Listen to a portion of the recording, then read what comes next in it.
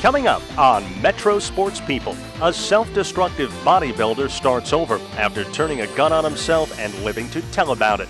I put it in my mouth and I started pulling the trigger. And I pulled it once again and I was going like this. And I said, okay, one more time. Nothing. And I said, what's going on? Nearly 50 years after an All-America college lacrosse career, a goalie fights Father Time to battle the world's best. I'm here to play, and I believe I can do it. And when you say do it, you mean what? Make the team? Yeah, and then we'll go from there. You got to start somewhere. And Jack Klugman, The Odd Couple's Oscar Madison, relives the show's memorable sports themes. You're touching people's lives. It was wonderful. Hi, welcome to the show. I'm Joey Waller. We're here at George Street Playhouse in New Brunswick, where we asked famed actor Jack Klugman to look back on his signature role as sports writer Oscar Madison. You see, The Odd Couple was one of TV's most beloved sitcoms, but it also featured some classic sports moments. Can two divorced men share an apartment without driving each other crazy? Jack Klugman as sports columnist Oscar Madison on TV's Odd Couple, just part of the show's big sports presence, starting in episode 2 when Felix Unger, played by Tony Randall, prepares to box a hockey goon. You know he's gonna kill you? It's a matter of honor. Good. The funeral will be in your honor. Despite losing a vocal cord to throat cancer, Klugman is still acting, co-starring in The Sunshine Boys at New Brunswick's George Street Playhouse. Why didn't I get an audition? Because there were no parts for you. One of them is a young rock musical, the other show is all black. What's the matter? I can't do black. To meet people that you touch their lives. You don't know it. You're in a studio. You don't know. You're touching people's lives. It was wonderful. Remember Oscar winning a Greyhound, golden earrings, who flops on the track? He was alive. He was beautiful. He was last. Guest stars included Battle of the Sexes tennis foes Billie Jean King and Bobby Riggs. I made a lot of money because I knew that Billie Jean King would kill him. How about Felix replacing Oscar, coaching his son's football team? You gonna sell ice cream? Just a casual sports outfit. I thought it would be appropriate. On a yacht, it would be appropriate. Football Hall of Famer Deacon Jones appeared. He was, but he was big. You don't realize how big these guys are. I did a picture with Jimmy Brown. His butt was stronger than my arm. I mean, he was so strong that you could see when he walked how strong he was. And who can forget Oscar clashing with Monday Night Football voice Howard Cosell? Madison, you're on the air.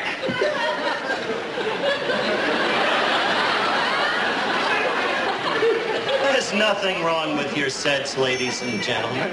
It's just Oscar Madison telling the fans all he knows about football. He'd come and visit me at my place at the beach. I had a little condo. And he'd come and visit me, and he'd stay for a couple hours. And there was crummy there. But he would stay, and he'd never comment on it. And he would be himself. But then he would start to use the big words. And he had a big ego, but he was wonderful. Oscar sometimes wore a Met cap, and Klugman remains a Met fan. They just blew that pennant. I can't believe they just blew it. But I became a Mets fan, and I bet on the Mets. And they won the pennant that year. I won about $5 grand that year. In '73? Yeah, 73, that's what it was. Klugman's colt, Jacqueline Klugman, finished third in the 1980 Kentucky Derby. His passion for ponies was shared by old friend Fred Astaire. He said, Jack, if you have a choice of your horse winning the Derby or you winning the Academy Award, you'll have your horse win the Derby. I said, you're full of beans, but he's right. There is nothing like it. It's like your child. It's just the most important thing in the world. And whether you win or lose, I know I'll be proud of you. But winning is better. Winning is because I love you. There's a story. Randall was always the picture of health until dying 3 years ago at 84. Imagine Klugman outliving his dearest friend. Talk about an odd couple. He went to the gym for 25 years every day. He was in great shape, but it's got nothing to do with that. He just was sick. But he's the kind of guy, put on a suit that was 40 years old, and it looks brand new. I look on him, put a brand new suit on, it looks like 40 years old, and that's the way it was. Jack Klugman's legendary career includes the TV hit Quincy and the movie classic 12 Angry Men. But while he's still going strong at 85, he tells us this lead role here in The Sunshine Boys is very likely his last. I think so. That this kind of a part, yeah. I don't want. We were thinking of doing Death of a Salesman, but I couldn't make it. I just couldn't make it. My stamina is not strong. I'm not strong enough. You know, I used to hear George Burns say, "Oh, to be 80 again," and I would laugh. Now I said, "Oh, to be 80 again." Oh, to be 75 again. I mean, Humphrey Bogart and Henry Fonda and Ethel Merman. I co-starred with these people, and I had a wonderful time. I've had a wonderful life, so I'm happy with it. And who wouldn't be?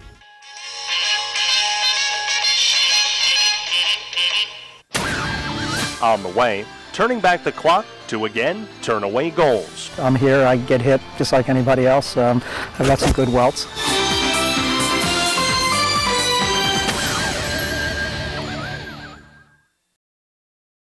Welcome back. I'm Joey Wallach. Well, up next, we go from visiting with Jack Klugman more than 3 decades after Oscar Madison to a comebacking lacrosse player who started in college nearly 5 decades ago. In fact, the only thing more unique than this senior citizen trying to play pro lacrosse is the job he left behind to give it a shot. One thing I laughed about this morning, they have all these forms you have to fill out, and they ask you questions, and they ask, you know, if you have a family and you have children and so on. They don't have any place for grandchildren.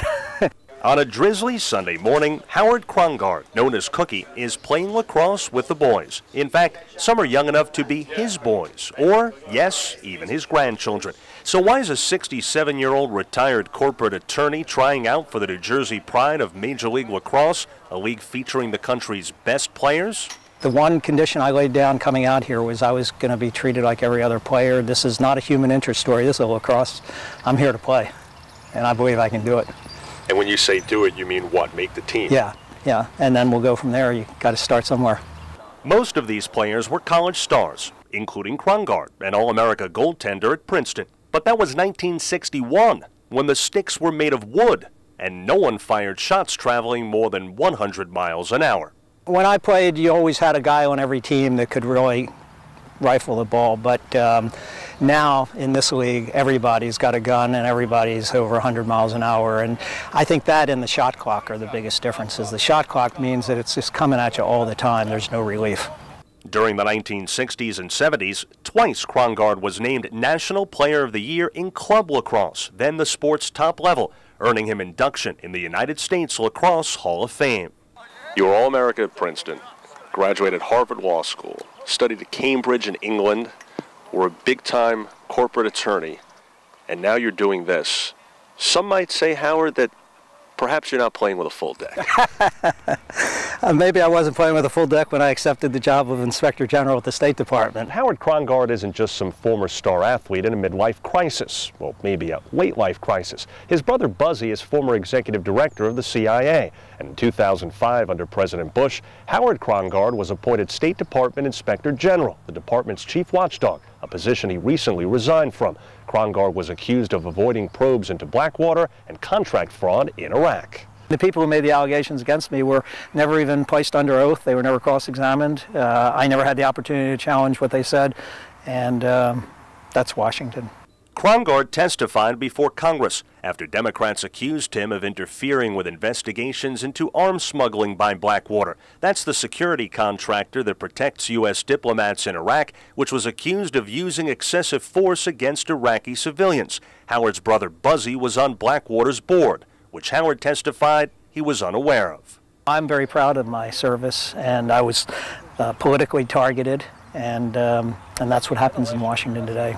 So you feel you were falsely accused of what you were? Oh, there's no question. I mean, nothing stuck. Not 18 allegations or something. They were all refuted.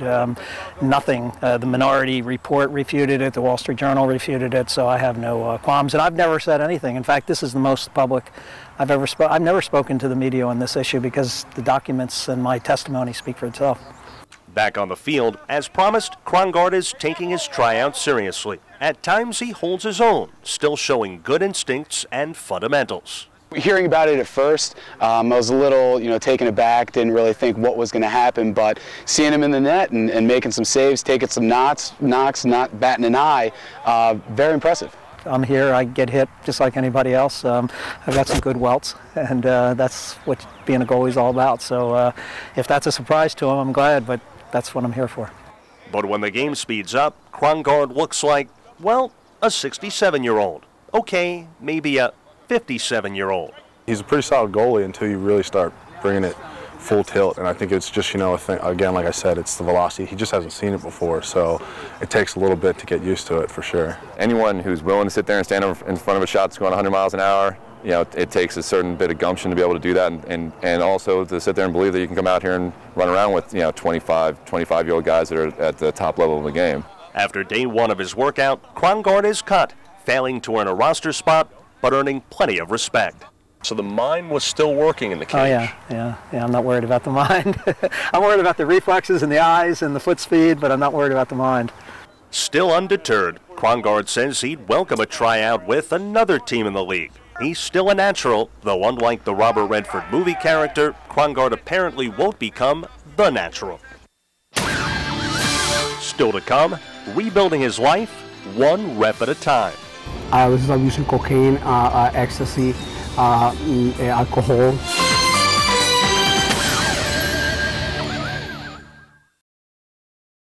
Welcome back. I'm Joey Waller. We move now to a once self-destructive bodybuilder, one who was this close to death, but the way he's built his physique pales in comparison to the way he's rebuilding his life.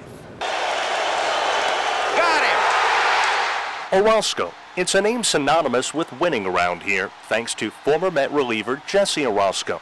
These days, a 43-year-old bodybuilder from Wayne named Fabian Orozco is enjoying a much different kind of triumph. Everything was dark.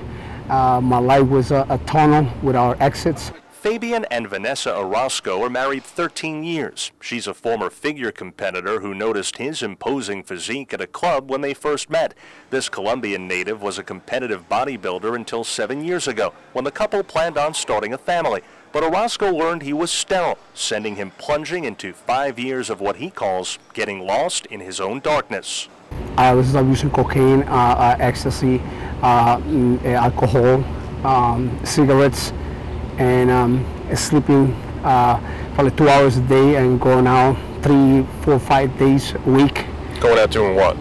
Just to go to bars, and to take my life into the nightlife. And sometimes I didn't show up at home for 2 days. I started seeing, physical changes, his body deteriorating, he gaining weight. 3 times Orozco attempted suicide. Once he tried jumping out an apartment window, but was saved just in time. On another occasion, while high, he turned a gun on himself. I put it in my mouth and I started pulling the trigger. And I pulled it once again, and I was going like this. And I said, okay, one more time. Nothing. And I said, what's going on? For whatever reason, the gun failed to fire. So thereafter, Orozco tried again. I tried the same thing, and I tried to pull it, but I didn't want to trigger it. It didn't want to go. So I said, let me try. I just playing around, I go, boom, nothing. And I said, okay, nothing. So I started hitting it, and I go, boom, and he didn't want to shoot. So why do you think that was? At that moment, those occasions I was always so high. Now that I'm conscious, I could think that, it wasn't my time. I had more to give to this life. Rock bottom came on Christmas morning 2007, when Orozco noticed a sadness and loneliness in his wife's eyes that he'd been oblivious to because of his self-destruction. I got home and I was very drunk, all drugged up. My wife opened the door at 7 o'clock in the morning and she was crying, and she told me, Fabian, you better leave. Somebody was looking down on him and just changed his life. I did a 360 overnight. Yeah, I went down on my knees and I just prayed that moment, I could get a second opportunity to live and to live all that life. And since that moment, since December 25th of 2 years ago, my life completely transformed. Just his old personality came back, the old Fabian that I fell in love with. Now Orozco says he's living clean, employed as a car stereo installer, and again working out seriously. He recently placed second in the Garden State Bodybuilding Championships, coming full circle. I thought being fulfilling all my dreams that I had since I was a young boy, and this is one of the parts of the restoration that the Lord has given me to come back into bodybuilding and give other people that there's a hope that no matter what age you are, you can fulfill your dreams. It's like a weight had been lifted off Fabian Orozco's shoulders. But the best was yet to come, and something neither he nor his wife Vanessa could have imagined. For getting his life back in order, the ultimate reward. Last year, Vanessa suddenly became pregnant after all. Fabian then learned he was no longer sterile. In March, Fabian Orozco was born. That's Fabian with a V, as in victory. Yes, another Orozco triumph. We went back to the doctors, they did a retest on me, and my whole body was back to normal. They couldn't believe what just happened. How surprised were you when you found out you were pregnant? I was in shock. I was numb.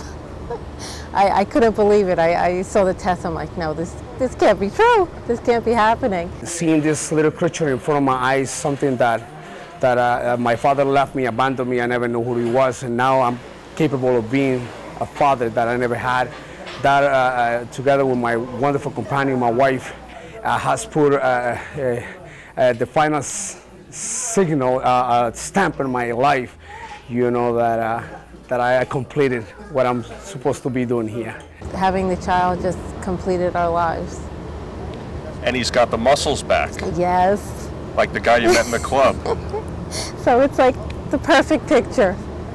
Little Fabian's birth date, March 27th, is the same as his father's. Either a coincidence or the work of a higher authority. And that's our show for this month. We hope you'll join us again next month for more of the most unique stories in the world's biggest sports market. I'm Joey Weiler. Thanks a lot for watching.